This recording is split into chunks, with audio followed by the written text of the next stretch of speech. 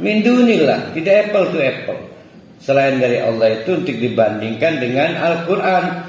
Walakin tasdiqal ladzi baina yadayhi, akan tetapi Al-Quran malah menjadi konfirmasi kebenaran bagi apapun yang ada di antaranya.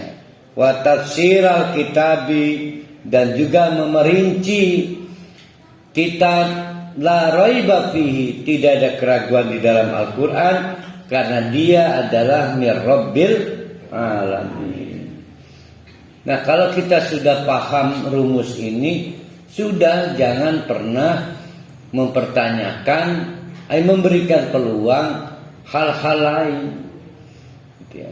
Jadi sudah megang Quran, masih megang juga yang lain. Am yaquluna iftarahu, kalau mereka itu masih juga mempersoalkan kedudukan orisinalitas Al-Quran, apakah bikinan Muhammad manusia atau bikinan Allah, maka qul, jawab pada mereka, hai Muhammad, kalau begitu fatu bi suratim min misli, ya kan?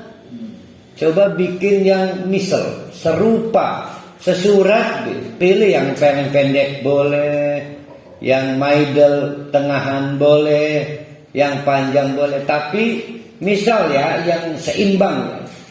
Jadi nyata nikah. Paling pendek apa itu?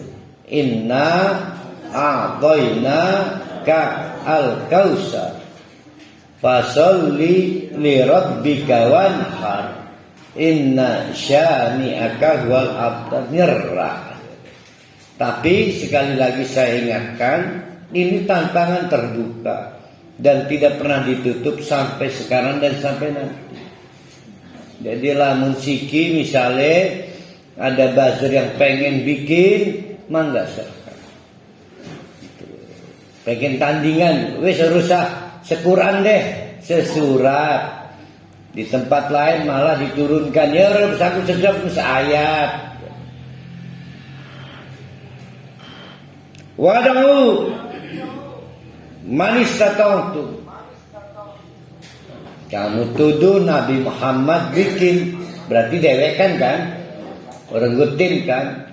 Untuk kamu tantangan ini, kalau kamu tetap mempersoalkan apakah Al-Quran itu orisinil atau tidak, silakan buat satu surat dan silakan kamu wada'u, panggil man, siapapun orang istata'tum yang kamu anggap memiliki kompetensi min dunillah, selain Allah, untuk sampai terciptanya cuma satu surat yang kayak Al-Quran. Dah kumpulkan, mau seluruh benua di muka bumi ini silahkan bikin kayak Al-Quran. In kuntum shodiqin, kalau kamu merasa benar pendirian kamu, kecurigaan kamu, aja Al-Quran ini duduk ciptaan Allah, gegawean Nabi Muhammad. Bal, yang benar adalah kazabu, mereka itu betul-betul hoax, bohong terhadap terhadap apapun lam yuhitu bi'ilmi, yang tidak memiliki dasar keilmuan. Jadi mereka itu gelap mata ya. Walamma yatihim ta'wiluhu, bahkan mereka kemudian mendebat Nabi Muhammad. Nabi Muhammad, gimana sih kamu ngomong soal kiamat? Bagaimana cara membuktikannya? Mereka belum tahu ta'wilnya.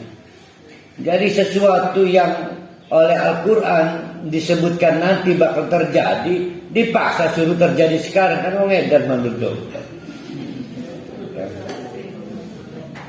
Kadzalika kadzdzabal ladzina min qablihim, itulah yang dulu pernah dilakukan oleh orang-orang pada saat dihadapi Nabi Muhammad. Sebelumnya sudah pernah terjadi.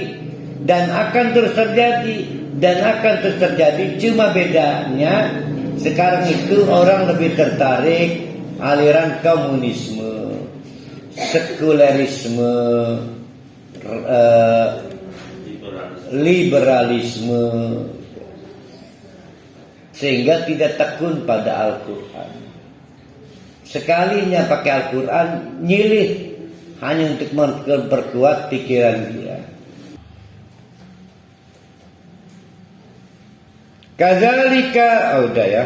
Kadzalika kadzdzaba alladzina min qablihim. Sing bengen mekonon mereka itu hoax bahwa ada selain Al-Quran yang bisa jadi alternatif. Fandur kaifa kana akibatud dzalimin. Kan sudah terbukti akhirnya hancur juga itu umat-umat yang menolak kitab suci karena tergoda pada pandangan dan madhab-madhab yang selain kitab suci. Dan hari ini kitab suci dari Allah hanya Al-Quran yang terakhir. Maka jangan tergoda pada pandangan-pandangan lain. Ya, pandangan lain itu maksudnya isme-isme. Nah, ini yang kita akan ayat 40 ini kembali ke hari Sabtu. Bagi yang masuk Sabtu rada nyambung. Dan ini menegaskan dari apa yang kita lihat, dari apa yang kita dengar, dan ataupun dari berbagai hal yang kita lihat, masuk kemana mestinya itu? Ada yang cuma mendengar, tidak dioleh hati fitrah. Akhirnya dijadikan platform. Nah, keyakinannya sah tidak? Mari kita lihat simulasinya. Dalam suatu kapal yang hampir tenggelam, di dalamnya adalah salah satunya orang ateis. Akhirnya ada yang melihat ternyata si ateis ini memanggil-manggil Allah, minta diselamatkan. Kaget yang melihat ini. Bagaimana bisa dia ateis? Dia tidak percaya Tuhan. Alhamdulillah penolong datang. Ateis ini termasuk yang tertolong. Bertemu lagi, berkegiatan bersama, dan dia tidak berubah, tetap ateis. Jadi gagasan tentang Allah itu dimiliki oleh semua orang. Dan itu sumber pengetahuannya bisa bermacam-macam. Tapi kenapa berhenti sampai pengetahuan? Karena tidak diteruskan ke hati. Jadilah ateis, jadilah buzzer, jadilah sekularis. Emang dipikir KTP-nya agamanya apa gitu, ada air mandi? Kan Islam.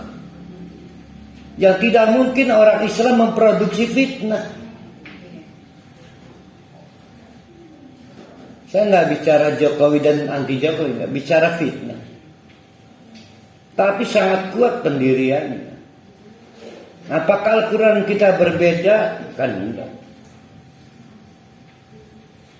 Nah, lebih banyak lagi yang lain.